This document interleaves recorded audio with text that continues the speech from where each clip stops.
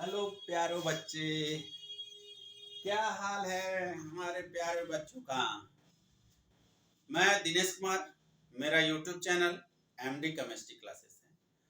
आज मेरे प्यारे बच्चों क्लास 12th इंग्लिश मीडियम का जो फर्स्ट चैप्टर सॉल्यूशन है उसका मोस्ट इंपॉर्टेंट एक और अच्छा पार्ट आता है। क्या?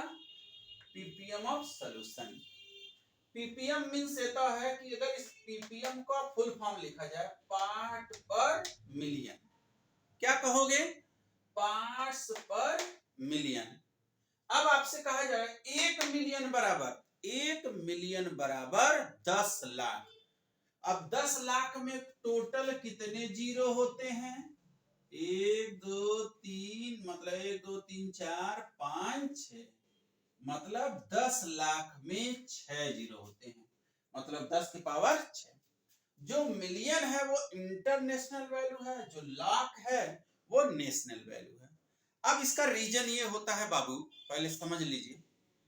एक पोखरा हो या तालाब हो, उस तालाब में एक कण या एक पार्टिकल या 10 ग्राम चीनी मिला दिया जाए, नमक मिला दिया जाए, तो कहावत होता है बाबू, ऊंट के मुंह में जीरा। तो मेरे प्यारे बच्चों, इसका अर्थ यही होता है कि एक तालाब में 10 ग्राम चीनी मिला दें तो क्या वो बिलियन तो बनेगा, बाकी बहुत तनु बनेगा।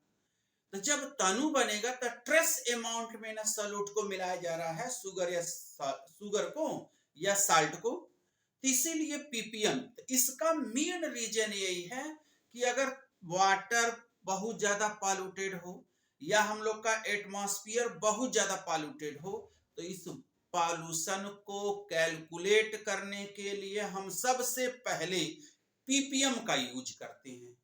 जितना भी पीपीएम हो, जैसे मान लो समुद्र में हम जा रहे हैं, तो जितने भी समुद्री जहाज होते हैं तो क्या पानी लेके जाते हैं? नहीं ले जाते हैं, फिल्टर करते हैं, रिवर्स ऑस्मोसिस करते हैं। तो कहा जा रहा है 1 लीटर पानी में कितना ग्राम साल्ट होगा? तो 5.8 पीपीएम, मतलब इतनी ज्यादा अशुद्धियां, मतलब नमक पाया जाता है।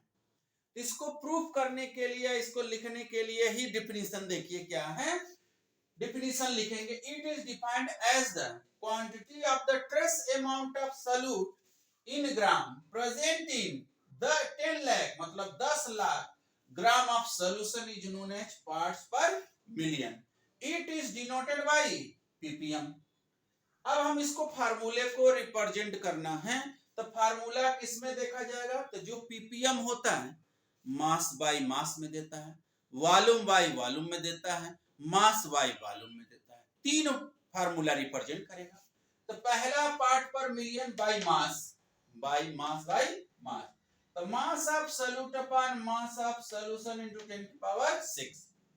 अब पीपीएम बाय वॉल्यूम, तो volume of solute upon volume of solution into 10 की पावर 6। अब थर्ड हमारा फार्मूला आता है पीपीएम बाय मास वॉल्यूम। तो क्या लिखोगे? मास of solute upon volume of solution into 10 की पावर 6।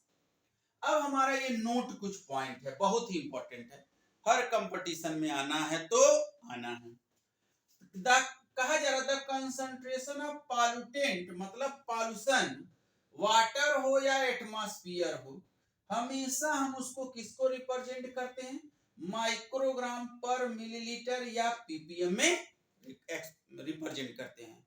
ध्यान देना, अगर हमारा तालाब या नदी या पोखरा बहुत ज्यादा गंदगी है, उस पॉल्यूशन को कैलकुलेट करने के लिए हम माइक्रोग्राम प्रति मिलीलीटर या पीपीएम में कैलकुलेट करते हैं। सेकंड है part per million independent of temperature. क्यों टेम्परेचर पर डिपेंड नहीं करेगा? मेन रीजन यही है, इसलिए डिपेंड नहीं करेगा मेरे प्यारे बच्चों, क्योंकि ये क्या है? मास। तो कोई भी मास को गर्म करने पर कभी वेपर में कन्वर्ट नहीं होता है। तो मेरे प्यारे बच्चों ध्यान देना, ये लाइन ही बहुत इंपॉर्टेंट है। अब मान लो समुद्री कहें, समुद्र जल में जाओगे, तो समुद्र के जल में जाओगे तो पानी की आवश्यकता होगी, तो समुद्री जहाज हमेशा फिल्टर करता, रिवर्स ऑस्मोसिस करता है मेरे प्यारे बच्चों।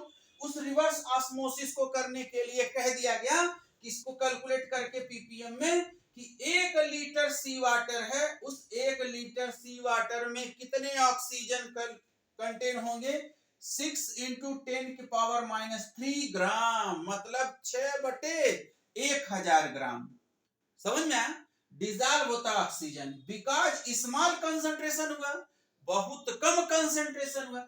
उस कंसंट्रेशन को रिप्रेजेंट करने के लिए, एक्सप्रेस करने के लिए 5.8 ग्राम पर 10⁻⁶, मतलब 10 लाख पानी में 5.8 ग्राम नमक पाया जाएगा, इसलिए 5.8 ppm में रिप्रेजेंट किया। इतना ज्यादा समुद्री जल पॉल्यूटेड होता है, उसमें इतना ज्यादा नमक पाया जाता है। तो मेरे प्यारे बच्चों, अब ये कुछ क्लियर हुआ क्योंकि सीरीज बाय सीरीज हम दे रहे हैं कि आपको ज्यादा से ज्यादा एकेडमिक हो या तो क्या हो, कंपटीशन का बेटा हम प्रीवियस ईयर के पेपर को, फिजिक्स हो या बायोलॉजी हो या तो केमिस्ट्री हो, हम उसको देते रह रहे हैं क्योंकि आप लोग के पास ज्यादा टाइम नहीं है। क्योंकि 7 मई आप देखिए, 1 अप्रैल मूर्ख दिवस होता है, ठीक? तो 7 मई को पेपर है, तो कितना दिन बचा है? बहुत होगा 30 से 35 दिन बचा। 35 दिन में अगर आप 10 घंटा नहीं, 12 घंटा नहीं पढ़ोगे, इस समय ज्यादा से ज्यादा रिवीजन करो। अभी एक मेरा वीडियो आप देखे होंगे, कहे होंगे जितना आप जितना घिसोगे उतना ज्यादा चमकोगे। तो चमकने का मतलब है जितनी बार आप रिवीजन करेंगे उतना आपका नीट का पेपर बेस्ट होगा। तो उस नीट के पेपर को सॉल्व करने का उस वीडियो में भी बताए हैं कि आप पूरा पहले क्वेश्चन को अच्छे से रीड करिएगा, पहले उसको पढ़ लीजिएगा, पढ़ने के बाद फिर चारों ऑप्शन पढ़िएगा। चारों ऑप्शन में ही पढ़ने पे ही आंसर आपको क्लियर हो जाएगा कि कौन सा ऑप्शन लगा दे। ठीक है ना बेटा? तो अगर मेरा वीडियो आप लोग को अच्छा लगेगा, अगर लगेगा या लगा होगा, तो मेरे चैनल को जरूर सब्सक्राइब कर दीजिएगा।